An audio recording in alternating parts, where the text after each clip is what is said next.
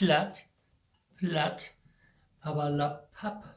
Ja, liebe Lüd, hüt ist Karfreitag und wir habt den Plattenfreitag und jo, hüt ist es jo ein ganz besonderen Tag und es gibt Lüd, die weet gar nicht, was das bedeutet, Karfreitag. Wir habt das heute Morgen im Radio gehört und das wundert mich nun tüchtig, ja.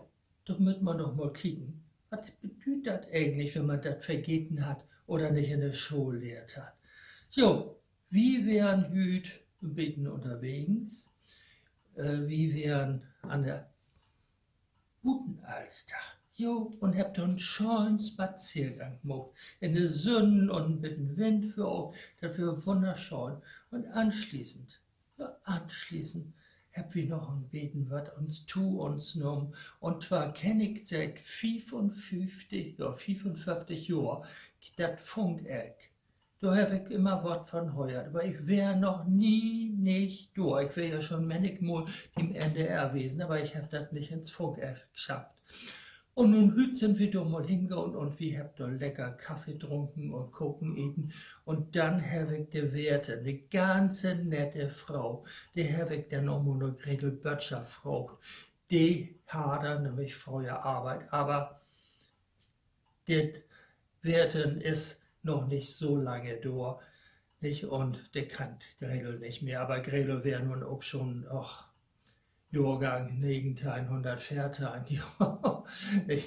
Ja, der lebt noch hier in die Binnen. Ne?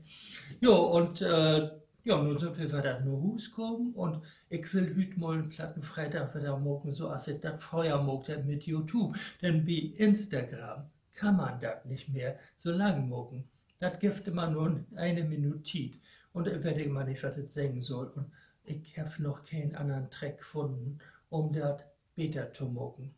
Ja, und was gibt das sonst? Oh, kick mal, was ich hier gerade finde, hier in den Blumen. Ein Osterei ist doch noch gar nicht so weit. Ist doch noch gar nicht so weit. Nee, ich steck da dumme wieder weg. Ich weiß nicht, ob da was drin ist. Jo. Gut, okay.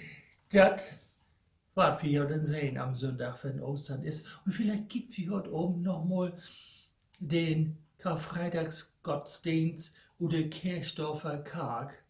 Da habe ich nämlich einige Jahre in der Kantorei gesungen und da käme heute Morgen im ersten Programm der Gottesdienst im Fernsehen.